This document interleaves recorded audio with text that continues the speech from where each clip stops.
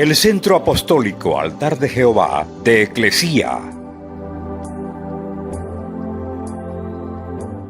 presenta lo mejor del trigo. Conduce Lourdes Bravo de Villar.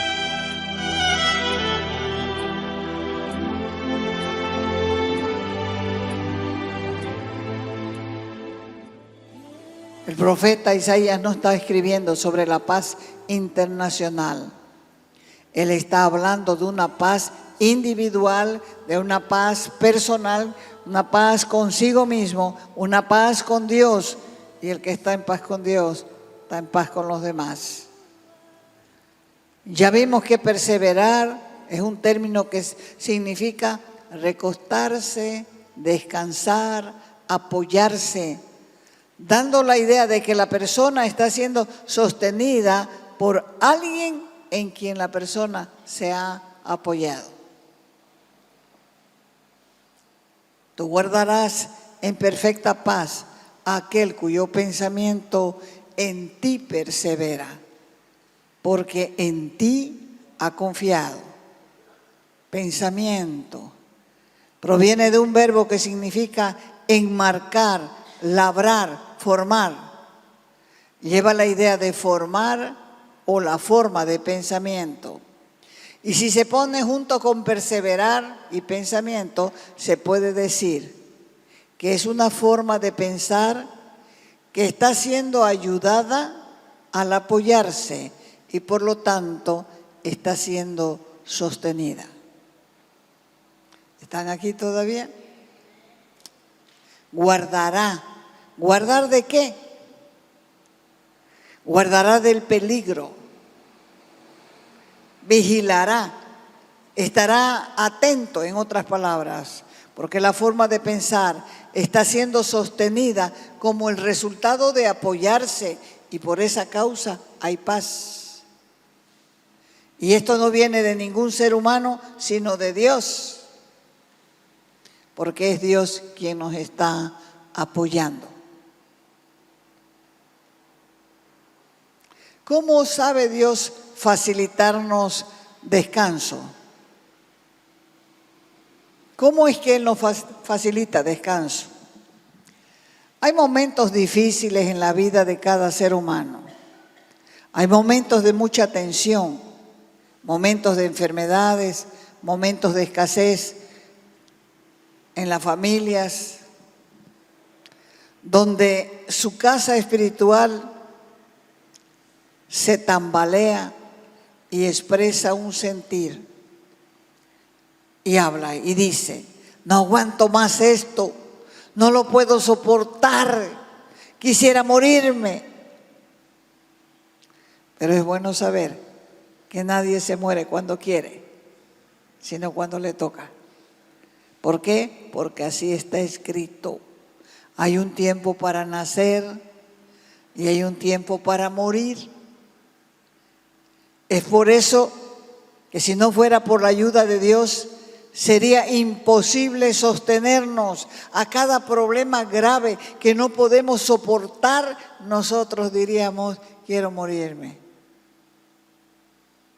¿Y qué es lo que estamos haciendo? Estamos buscando un escape porque no podemos sostenernos. Por eso es que Dios nos da una porción grande de paz. Y la da su paz en la proporción que necesitamos. Y esto no es consuelo para los afligidos, sino un principio bíblico que funciona, que da resultados en las diferentes etapas de la vida. Dice la Escritura que el apóstol Pablo predicó 2 años y 3 meses en Éfeso. ¿Cuántos son 3 años y 3 meses? En meses. Son 27 meses aproximadamente, ¿no es cierto? Y todos los que vivían en Asia, tanto los judíos como los griegos, tuvieron el privilegio de escuchar las buenas nuevas. tuvieron el privilegio de escuchar el Evangelio. Pero no todas las personas en todos los lugares del mundo pueden darse el lujo de asistir a una iglesia cristiana con toda libertad y escuchar el mensaje del reino.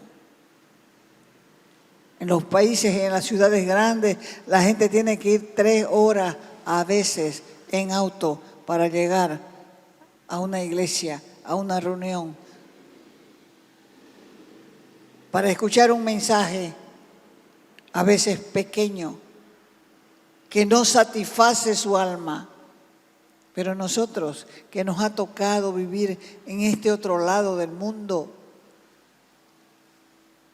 donde el problema menor es una pinchada de moto, puede llegar uno hasta a pie a algún lugar de reunión para aprender.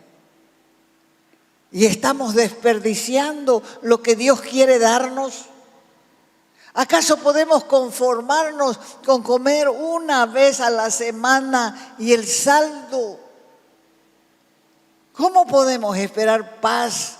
¿Cómo podemos conocer los principios de Dios si no nos gusta aprender? Y teniendo la facilidad de asistir a un lugar para congregarnos. En otros países viven como en la era primitiva, porque hay ausencia de predicadores. Ni un televisor conocen, no saben leer, les está prohibido dejar su fe, que no es otra cosa que un culto a los demonios, porque creen en la reencarnación, creen en los espíritus, tienen multitud de dioses sanguinarios y exigentes.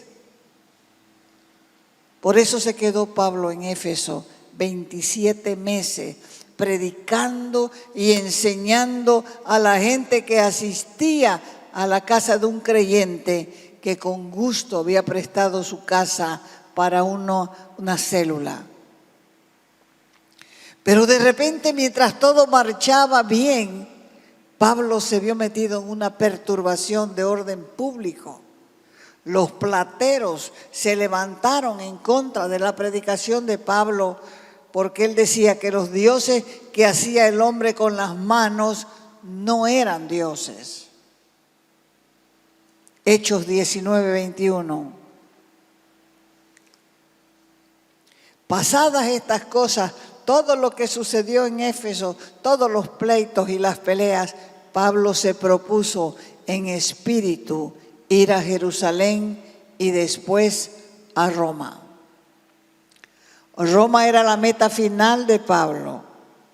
Él era un líder con visión. Él era un líder con metas claras. La persona que vive al día no tiene metas ni planes claros. Pablo no tenía ese tipo de problemas porque él sabía lo que quería. Y vos, con lo que te falta de vida, ¿sabes lo que quieres? ¿Qué es lo que quieres de la fe?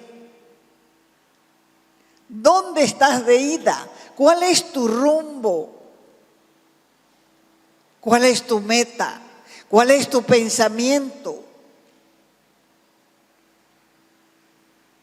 Mire cómo Pablo quería, voy a ir a Jerusalén, dijo, y voy a ir a Roma. ¿Por qué Pablo quería ir a Roma? Porque Roma era el centro del poder político, económico y militar más grande de la época. Él quería que los creyentes de Roma escucharan de su boca la proclamación de las buenas nuevas, porque ya había iglesia en Roma. Él no la fundó. Ni Pedro ni Pablo. En los planes de Dios no hay ciudad, por grande o pequeña que sea, que quede al margen de la proclamación del Evangelio. Por eso es que el Señor siempre nos está mostrando las provincias del Bene. Las provincias del Bene. Porque por más pequeñas que sean las provincias, Dios ama a los que viven en las provincias. Siempre nos está mostrando Santa Cruz y sus provincias. ¿Por qué? Porque Dios ama a la gente. Pablo se sentía obligado con toda esta gente, porque él no tenía duda de que el evangelio que predicaba tenía el poder para salvar al hombre del pecado, poder totalmente ausente en el pensamiento del hombre de hoy. Este mensaje también está dirigido a todas las personas que han logrado entrar al siglo XXI, porque tal como los habitantes del Imperio Romano de hace 2000 años atrás, todos necesitan saber que tienen posibilidades de una mejor vida, porque solo Cristo trae paz al corazón del hombre. Dios da paz aún en medio de los sueños no cumplidos. Paz es la habilidad de permanecer fiel, aun cuando los sueños todavía no se han hecho realidad. Dios le había dicho a Pablo que iría a Roma, pero Pablo ¿estaba seguro de que iría? Estaba seguro. Pero de repente cuando se alista para ir, suceden una serie de cosas, una serie de problemas. Si él dejaba a un lado sus metas, sus proyectos, sus propósitos, se quedaría frustrado. Pero él, a pesar de lo que estaba viendo, a pesar del levantamiento de los plateros, de ese motín que levantaron, que no era pequeño, él tenía paz. Estaba confiando en Dios, porque Dios lo estaba apoyando. ¿Y saben qué? Dios no miente. Dios no miente. Y sus promesas en Él son sí y amén.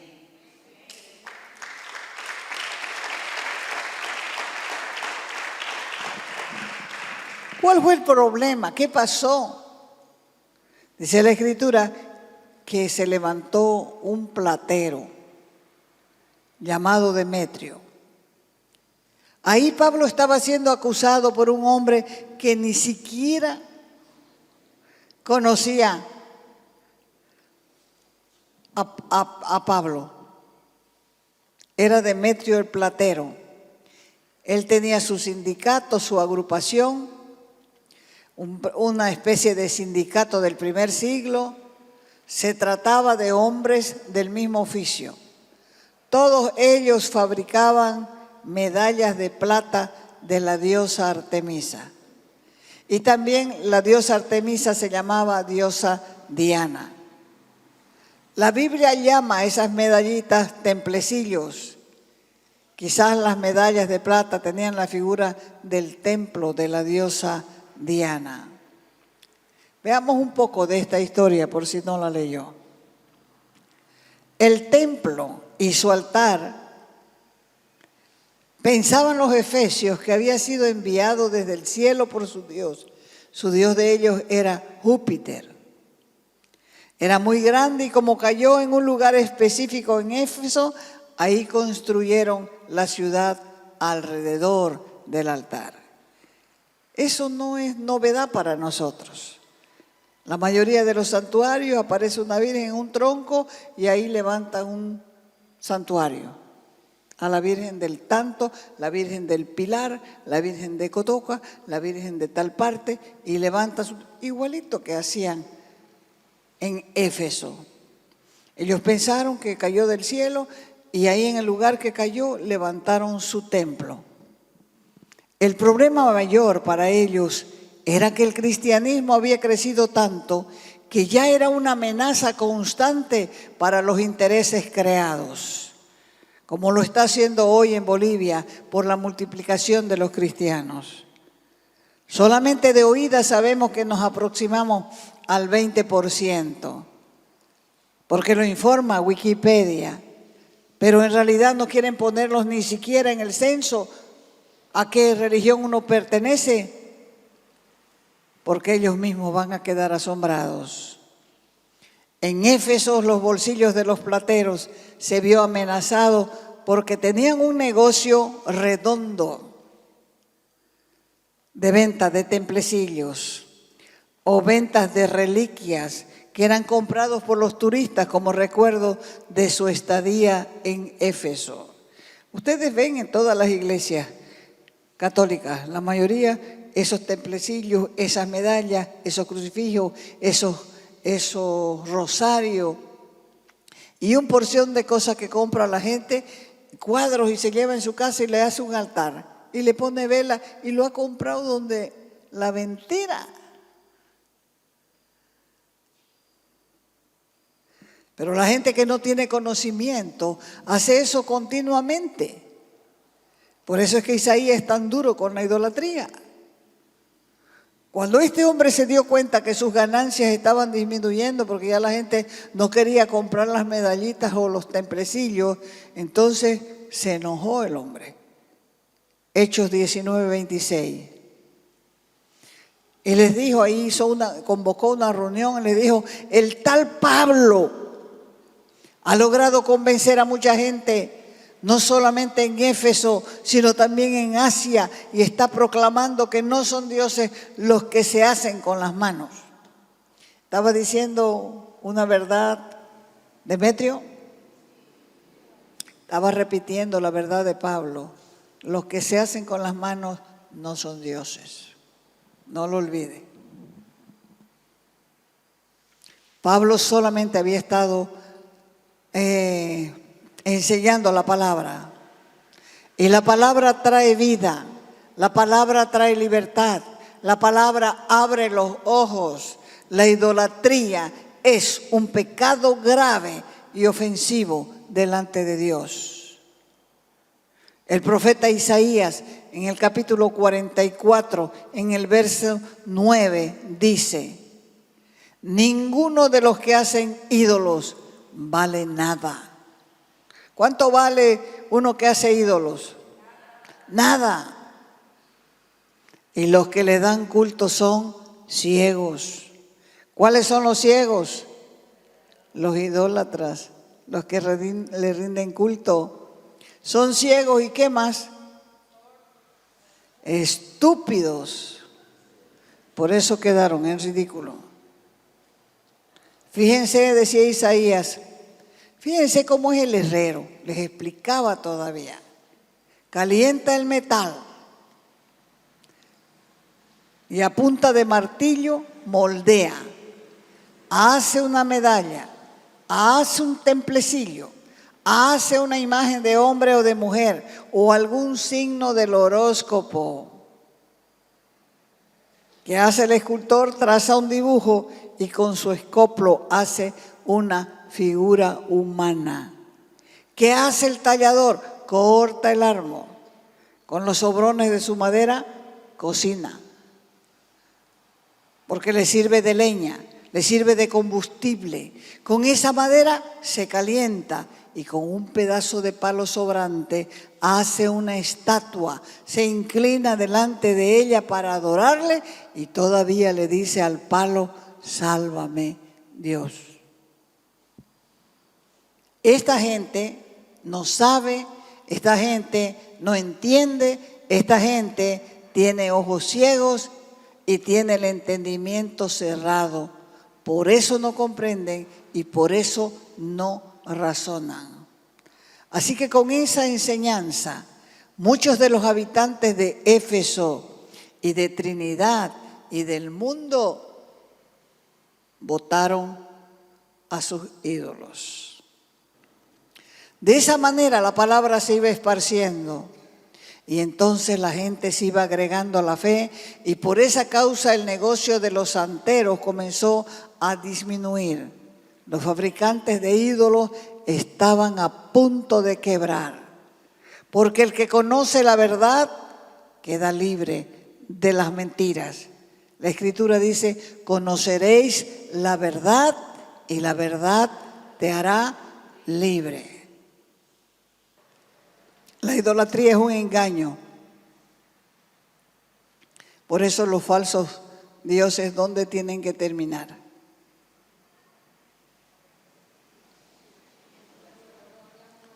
En el basurero. En el basurero. Porque ¿quién necesita dioses de palo, de yeso o de lata cuando conoce al verdadero? Por eso es que estos comerciantes mayoristas estaban enfurecidos. Su negocio había sido lucrativo en otro tiempo y estaba a punto de terminar. Y analizando la situación, dijeron, esto está pasando por culpa de Pablo. Pero Pablo solamente había expuesto la verdad. Y la verdad, como dije antes, es la única que nos hace libres. En esa ciudad de Éfeso todavía permanece hasta hoy un teatro que tenía la capacidad de 55,000 personas. Así que allí había cualquier cantidad de gente en confusión, gritando por 2 horas, grande es Diana de los Efesios. Los plateros, a la cabeza de Demetrio, agarraron a Gallo, a Aristarco, los llevaron al teatro que servía para la lucha de gladiadores. ¿Qué haría usted en lugar de Pablo? ¿Qué haría usted en lugar de Pablo? Pablo estaba en paz. Cuando supo lo que pasaba, quería salir a explicarles. Hechos 19:30. Dice, también algunas de las autoridades de Asia, que eran sus amigos, le enviaron recado rogándole que no se presentase en el teatro.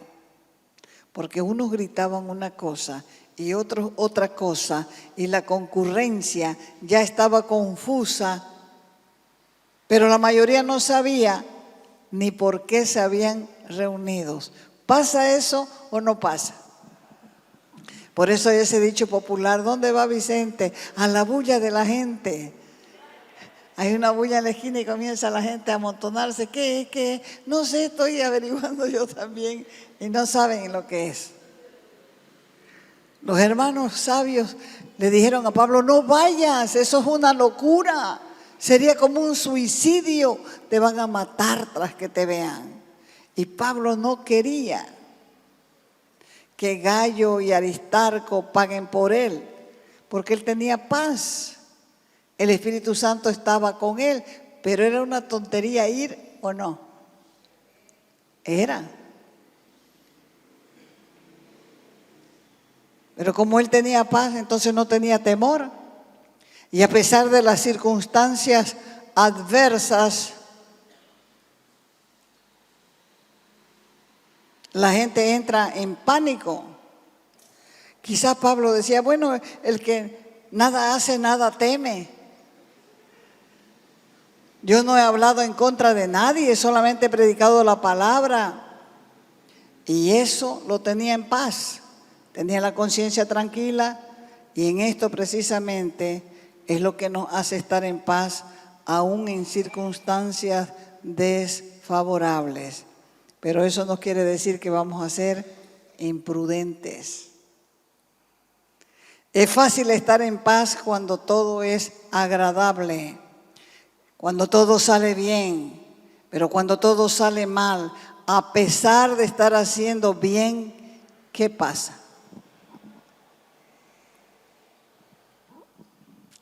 Es cuando todo empieza a salir mal y cuando no podemos hacer nada y no podemos controlar la situación, ahí viene la prueba.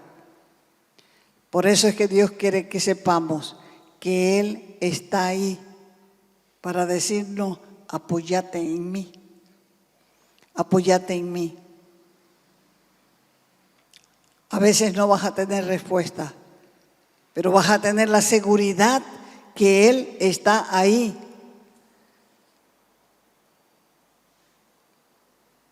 Y a veces Dios nos mete en situaciones tremendas, pero es para que aprendamos a confiar en Él. Porque Él está ahí diciendo, tranquilo, espera, Conocé que yo soy Dios y que fuera de mí no hay otro. Simplemente espera, apóyate en mí. La gente no logra entender esa paz porque es la paz que sobrepasa el entendimiento. No faltará quien diga la paz de los cristianos es pura ilusión. Pero esa persona que habla así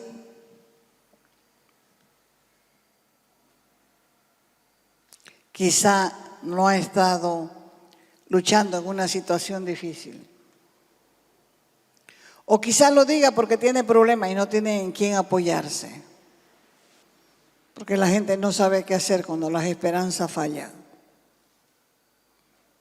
La gente no sabe qué hacer cuando ya no hay solución.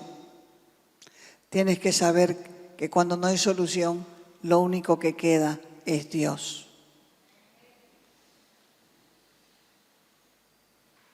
Y no faltará quien te diga, pero ¿por qué te suceden tantas cosas? ¿Acaso no sos vos cristiano? ¿O por qué Dios no intervino así? Si yo te veo a vos leyendo la Biblia, quiero decirte que Dios siempre interviene para hacer un freno en nuestras vidas. Y siempre está llamando o tratando de llamar nuestra atención. Estés consciente o inconscientemente. Porque todas estas personas lo que están haciendo es echarle la culpa a Dios de tus problemas. La culpa de tu dolor, la culpa de tus malas decisiones, la culpa de tu responsabilidad. Y simplemente es porque no has entendido el dolor que te causa tu propio dolor. Y por eso es que el Señor te dice, mire cómo es de bueno. No importa, dice el Señor, si me hubieras culpado de tus fracasos. De todas maneras, abro mis brazos para recibirte hoy. Por eso es que Él dice, vengan a mí los que están cansados, cargados, fatigados, destruidos, enfermos, atribulados, sin esperanza. Yo los haré descansar. Les voy a dar descanso, les voy a dar paz, les voy a dar consuelo, les voy a dar esperanza. Por eso es que el Señor nos invita para descansar en Él. Porque el mundo en realidad vive sin paz. Viven recargados de preocupaciones, esclavizados en sus propias lujurias. Otros viven cargados de culpa y de temor. Por eso es que somos continuamente llamados con el mensaje del Evangelio. ¿Para qué? Para obtener paz, consuelo. Pero cuando escucha a la gente, tienen que someterse a su yugo. Tienen que someterse a su autoridad. Entonces la gente dice, no, así no quiero. No hay otra manera. Solo en Él vamos a hallar descanso. Solo en Él vamos a hallar reposo. Porque sus mandamientos son santos. Sus mandamientos son justos. Sus mandamientos son buenos. Y el yugo de Cristo está forrado de amor. Por eso es que Él puede socorrernos, porque brota amor por todas partes. Y viene lleno de consolaciones. Por eso podemos decir que es un yugo agradable. Y aunque vos no le estés buscando, Él sí te está buscando a vos. Él va a ser tu paz. Él va a solucionar los diferentes problemas de tu vida. Por eso Isaías dice, yo guardaré en perfecta paz a aquel cuyo pensamiento en mí persevera, porque en mí ha confiado. Así que puedes confiar en Él, porque Él es confiable.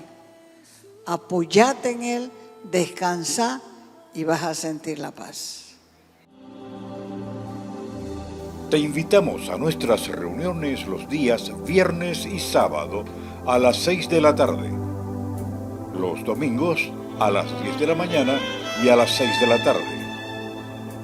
Calle Nicolás Suárez, esquina Félix Pinto.